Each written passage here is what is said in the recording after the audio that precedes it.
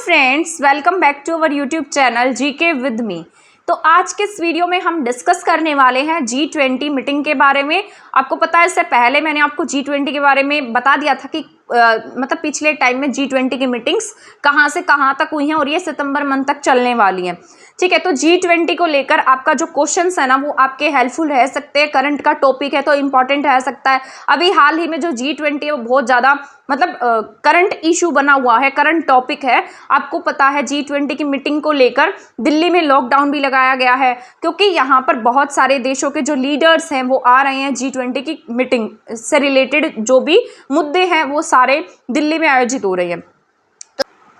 तो जो G20 है वह कुछ देश प्लस यूरोपियन यूनियन को मिलाकर बनाया गया एक समूह है, जो मतलब वर्ल्ड लेवल पर अलग अलग मुद्दों को लेकर बात करता है। जैसे एनवायरनमेंट से रिलेटेड मुद्दे हैं, सस्टेनेबल डेवलपमेंट से रिलेटेड मुद्दे हैं, ग्लोबल वार्मिंग से रिलेटेड मुद्दे हैं, या इंटरनेशनल स्तर का कोई भी मुद्दा है, उन सभी को लेकर जो G20 है वो काम करता है। तो उन्हीं मुद्दों को ध्यान में रखकर हर साल इसकी मीटिंग आयोजित कराई जाती है। तो इस बार जो G20 की मीटिंग है वो उसकी अध्यक्षता जो है वो भारत कर रहा है। जो भी देश इसकी अध्यक्षता करता है उसी देश में इसकी मीटिंग आयोजित कराई जाती है। तो इस साल G20 की अध्यक्षता भारत के द्वारा कराई गई है। पिछले साल इसकी अध्यक्षता इंडोनेशिया के द्वारा कराई गई थी। तो इसकी अध्यक्षता पिछली बार इंडोनेशिया में हुई थी। तो सभी कंट्रीज के जो लीडर्स थे वो इंडोनेशिया में गए थे। उसी तरीके से इस साल जो इसकी मीटिंग हो रही है उसमें जितने भी सदस्य हैं वो हमारे भारत में आ रहे हैं। आपने देखा होगा कि कल एक लेटर सा जारी हुआ जिसमें प्रेसिडेंट ऑफ इंडिया ना लिखकर प्रेसिडेंट ऑफ भारत लिखा गया था। तो इसको लेकर भी बहुत ज्यादा मुद्दा बना हुआ है अभी हाल ही में। ठीक है, इसके साथ साथ मैं बताती हूँ आपको G20 जो है इसमें कौन से देश शामिल हैं। इसमें कुछ इनवाइटेड कंट्रीज को शामिल किया गया है। कुछ ऐसे देश होते हैं जिन्हें आमंत्रित किया जाता है, तो वो देश आपके देश में आते हैं, उनके सदस्य इस देश में आते हैं। तो आप सभी को पता है, जैसे इसमें अर्जेंटीना शामिल है। अर्जेंटीना के साथ साथ Australia, Brazil, Canada, China, France, Germany, Italy, Bharat, Indonesia, Japan, Mexico, South Korea, Russia, Saudi Arabia and then South Africa. इसके साथ साथ Turkey, UK, US and European Union. ये कुछ कंट्रीज हैं। साथ साथ इसमें यूरोपियन यूनियन शामिल है जो G20 के सदस्य होते हैं। ठीक है, यहाँ पर मैंने सारा नोट डाउन किया है। मैं ये आपको शेयर कर दूंगी टेलीग्राम पर, जो इंपॉर्टेंट पॉइंट मैंने लिखे हैं। इससे पहले वाली वीडियोस में मैं आपको सारा कंप्लीट बता चुकी हूँ।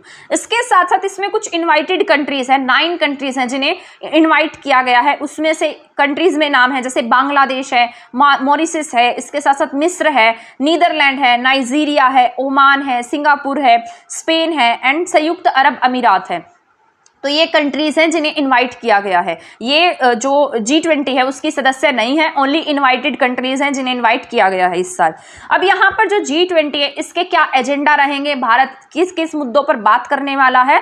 तो इसमें जो मुद्दे रहने वाले हैं जैसे शेरपा ट्रैक है, वित्तीय ट्रैक है एंड देन सहभागी समूह है, ये सारे टॉपिक्स रहेंगे। और इन्हीं के तहत जैसे भ्रष्टाचार है, पर्यावरण है, सस्टेनेबल गोल्स हैं, रोजगार है, इसके साथ साथ भ्रष्टाचार है, कल्चर है, इन सारे के सारे मुद्दों को लेकर भारत काम करने वाला है। ये सारे के सारे मुद्दे यहाँ पर रखे जाएंगे। और जो मीटिंग होने जा रही है G20 की वो दिल्ली में आयोजित होने जा रही है। 8 से लेकर 10 सितंबर तक दिल्ली में लॉकडाउन रहने वाला है।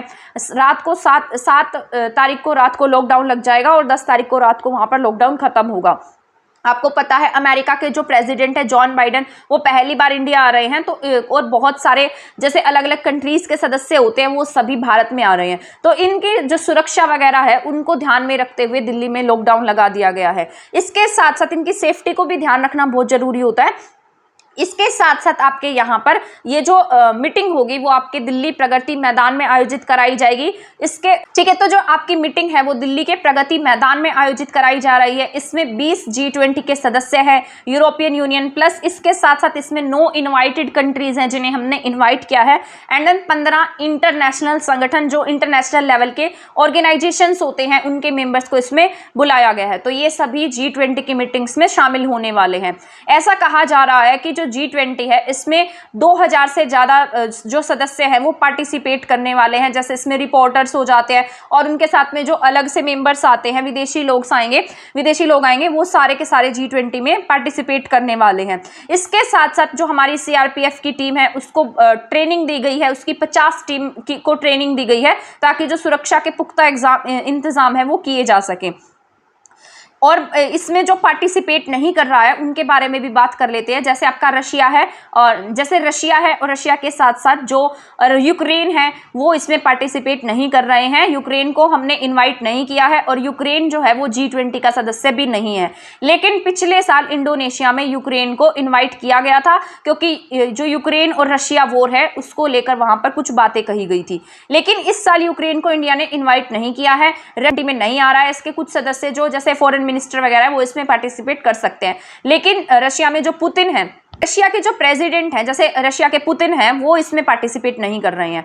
इसके साथ साथ जैसे चीन है, चाइना ने खुद ही हमारे साथ में विवाद खड़ा कर दिया है। उसने जो अक्साई चीन वाला हिस्सा है जिस पर उसने 1962 में आक्रमण करके हमारे हिस्से को छीन लिया था, और साथ साथ हमारा जो अरुणाचल प्रदेश है उसको अपने मैप में अपना बता दिया है। तो इस प्रकार वो अपने आप डिस्प्यूट करता रहता है। तो चाइना के सी जिनपिंग भी जो है वो भी इसमें पार्टिसिपेट नहीं कर रहे हैं। तो वो भी नहीं आ रहा है, पुतिन नहीं आ रहे हैं, यूक्रेन नहीं आ रहा है। तो ये बातें आपको ध्यान में रख लेनी है, ठीक है। इसके साथ साथ इससे पहले आपके इंडिया में G20 को लेकर और भी मीटिंग्स हो चुकी हैं, जिसके बारे में मैंने आपको पहले पढ़ा दिया था। जैसे गोवा में इसको लेकर मीटिंग हुई है, इसके साथ साथ सिलीगुड़ी में हुई है, लखनऊ में इसकी मीटिंग हुई है, एंड देन दिल्ली में हुई है, भुवनेश्वर में हुई है। तो इन सब स्थानों पर आपके G20 को लेकर मीटिंग पहले आयोजित कराई जा चुकी है। इसके बाद में कुछ और इंपॉर्टेंट पॉइंट्स जो रह गए हैं वो मैं देख लेती हूँ, आपको फिर बता देती हूँ।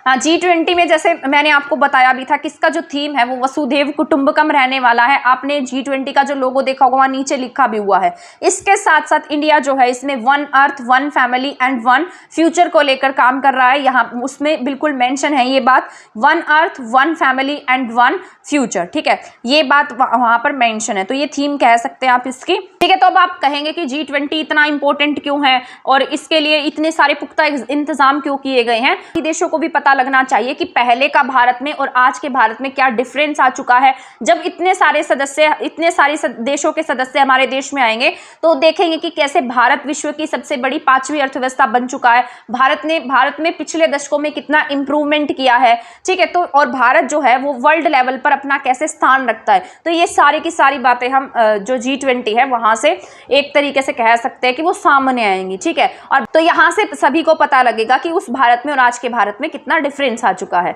तो ये अभी G20 से रिलेटेड जितने पॉइंट हैं वो मैंने आपके साथ में साझा किए हैं। आगे नेक्स्ट जो मीटिंग्स में जितने डिसीजन लिए जाएंगे, जो जो इंपॉर्टेंट होंगे वो मैं आपके साथ में शेयर कर दूंगी। आई होप ये वीडियो आपको पसंद आई होगी, और अगर आपको ये वीडियो पसंद आई है तो इसे लाइक कर दीजिएगा, शेयर कर दीजिएगा और हमारे चैनल के साथ बने रहिएगा। चैनल को सब्सक्राइब नहीं किया है तो इसे सब्सक्राइब भी कर दीजिएगा। मिलेंगे हम नेक्स्ट वीडियो में इसी तरीके से हमारे किसी नेक्स्ट टॉपिक के साथ। तब तक के लिए थैंक यू, धन्यवाद।